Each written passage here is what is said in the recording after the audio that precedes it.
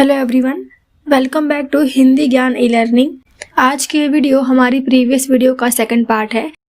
इसकी previous video में हमने बोर्ड पैटर्न के अनुसार एक प्रश्न पत्र को सॉल्व करना स्टार्ट किया है, जिसमें हमने गद्य, पद्य और व्याकरण विभाग को कवर किया है। आज की वीडियो उसी पेपर का अगला पार्ट है, जिसमें हम उपयोजित लेखन कवर करेंगे, यानी कि कहानी लेखन, पत्र लेखन, विज्ञापन, गद्य आकलन और निबंध। चलिए स्टार्ट करते हैं। परीक्षा की दृष्टि से रचना विभाग 12 अंकों के लिए पूछा जाता है।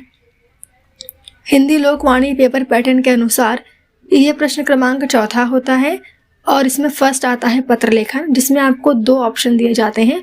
पहला होता है अनौपचारिक पत्र और दूसरा है औपचारिक पत्र। इसमें देखिए, पहला पत्र जो है वो अनौपचारिक पत्र है। पत्र को लिखने वाले का नाम है आनंदी पाटिल, विजयनगर कॉलोनी, पांडव नगर, अकोला, और इसके मित्र का नाम है रवीना, आशीर्वाद गांधीनगर, नागपुर।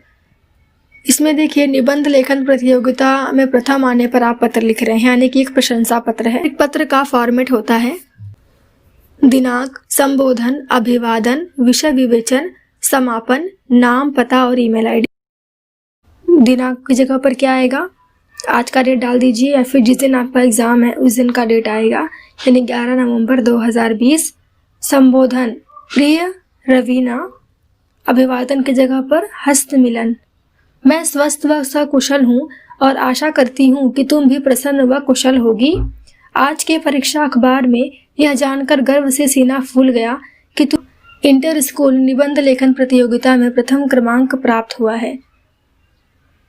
प्रथम क्रमांक पाकर तुमने न केवल अपनी प्रतिभा का परिचय दिया है, बल्कि अपने परिवार, समाज व स्कूल का नाम रोशन कर दिया है।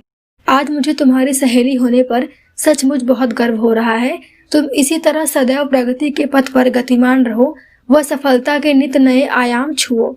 मेरी शुभकामनाएं प्रतिपल तुम्हारे साथ हैं। चाचा जी और चाची जी को मेरा प्रणाम और साक्षी को स्नेह प्यार।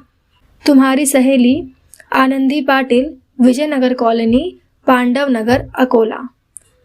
Email ID Anandi Patil 91@xxxx।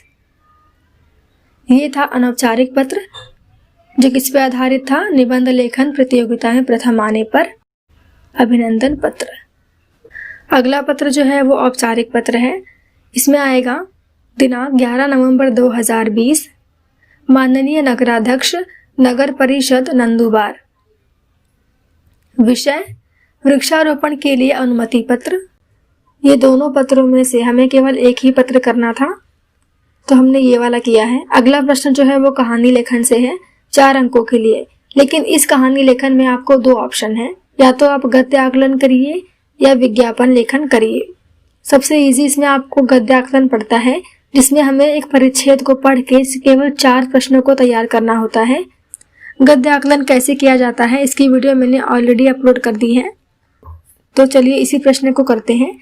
गद्य आकलन प्रश्न निर्मिति।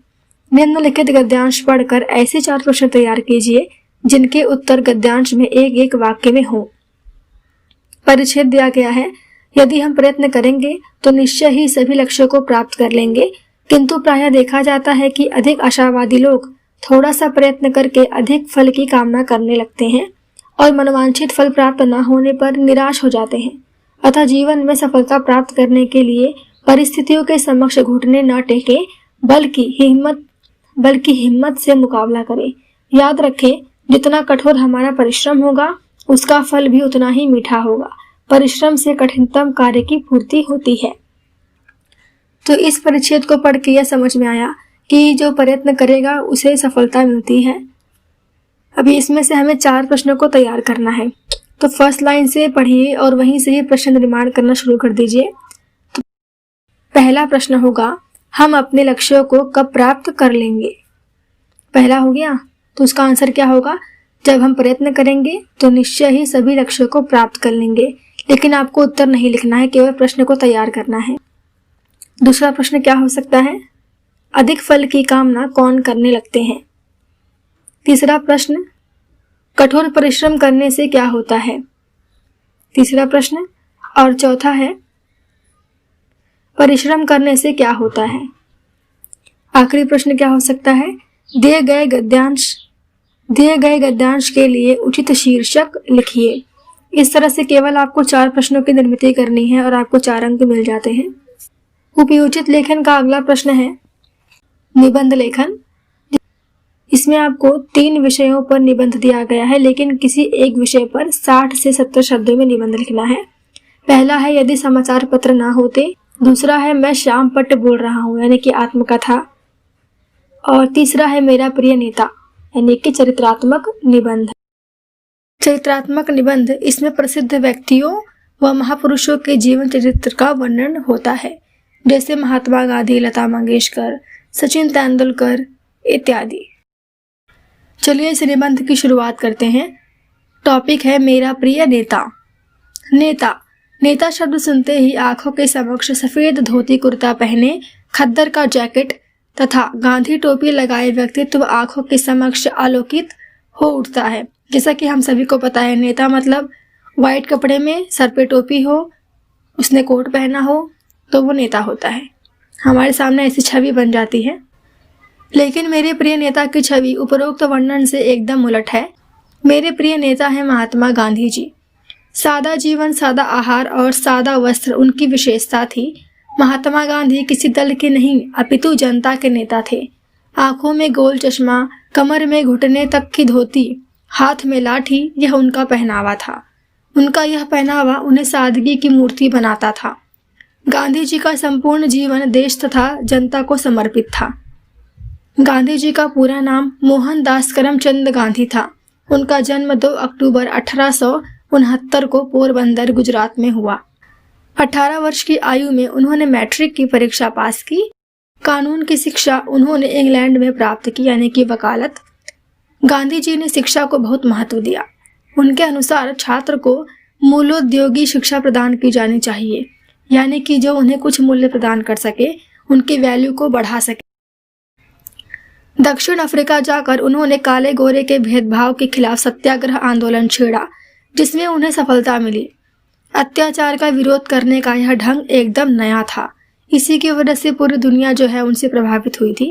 अफ्रीका में भारत लौटने के बाद गांधी जी ने भारत को और करीब से जानने के लिए सारे भारत का भ्रमण किया।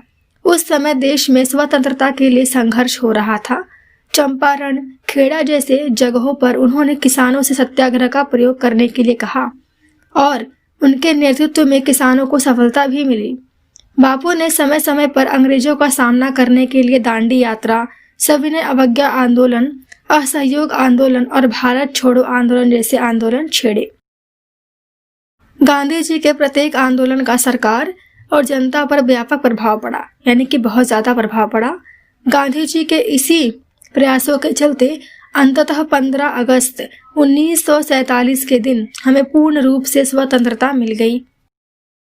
बापू केवल राजनीतिक व्यक्तित्व ही नहीं थे, अपितु वे बहुत बड़े समाज सुधारक भी थे। स्वावलंबन का संदेश देते हुए चरखे का प्रयोग सबको बताया, सच की महत्ता बताई, अहिंसा की भावना को जन जन तक पहुंचाया। अपने इन्हीं गुणों के कारण राष्ट्रपिता का दर्जा दिया गया। वे मूल्यों के जीते जागते उदाहरण थे। और इस तरह से यह निबंध समाप्त होता है। बोर्ड प्रश्न पत्र के फॉर्मेट के हिसाब से यह पेपर यहीं पर समाप्त होता है। परीक्षा में आपको इसी तरह से प्रश्नों को हल करना है। तो इस तरह से वीडियो यहीं पर समाप्त होता है। Thanks for watching.